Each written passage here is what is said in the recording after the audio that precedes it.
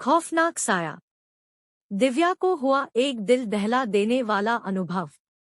आशपुरा विस्तार में रहने वाली दिव्या की अभी नई नई शादी हुई थी। शादी के 2-4 दिन बाद ही पति दिलीप को ऑफिस के काम से एक हफ्ते के लिए दुबई जाना पड़ा।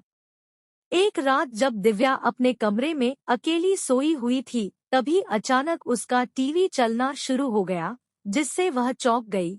उसने तुरंत उठकर टीवी बंद कर दिया और फिर से सोने की कोशिश करने लगी। थोड़ी देर बाद उसे महसूस हुआ कि उसके बगल में कोई लेटा हुआ है।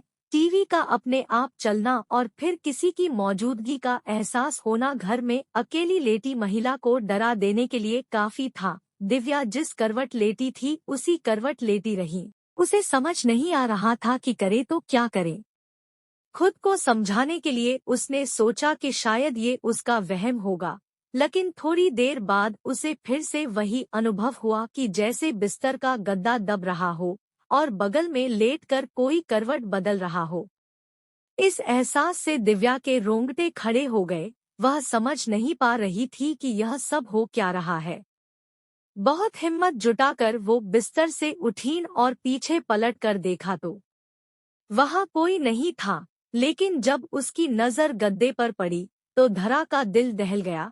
गद्दा नीचे की ओर दबा हुआ था और ऐसा दिख रहा था जैसे उस पर कोई इंसान लेटा हुआ है। अब वह चिल्लाना चाहती थी पर खौफ और डर के मारे उसके हलक से आवाज तक नहीं निकली।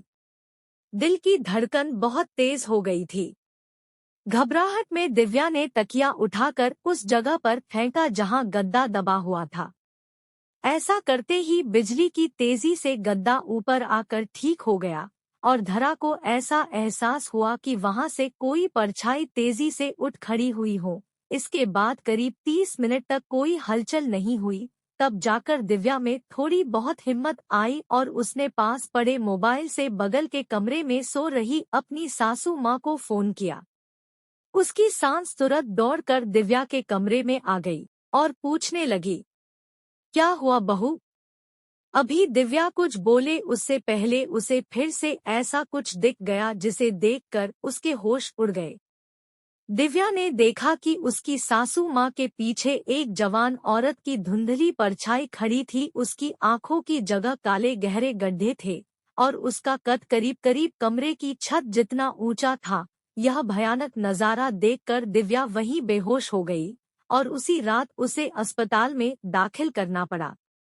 डॉक्टर ने कहा कि डर के मारे उसका ब्लड प्रेशर लो हो गया है। दिव्या के ससुराल वाले वह मकान छोड़ने को राजी नहीं है, इसलिए दिव्या आज भी अपने मायके रहती है। क्या था इस डरवानी घटना के पीछे का कारण? दिव्या के पति दिलीप की पहले भी एक शादी हो चुकी थी और उसके ऊपर दहेज की लालच में पहली पत्नी को जहर देकर मारने का मुकदमा भी चल रहा था। बदनामी के कारण दिलीप अपनी मां के साथ एक नए घर में आकर रहने लगा था, जबकि उसके पिता अभी भी पुराने घर की देखभाल कर रहे थे। दिव्या के परिवार वालों को शादी से पहले ये बात पता नहीं चल पाई, लेकिन इस डरवानी घटना के बाद जब दिव्या ने दिलीप को आप बीती सुनाई तो उसने अपनी पहली पत्नी का राज खोला। हालांकि उसका कहना था कि पत्नी को उसने जहर नहीं दिया था, बल्कि उसने खुद ही जहर खाकर आत्महत्या की थी। अदालत में अभी भी ये मामला चल रहा है।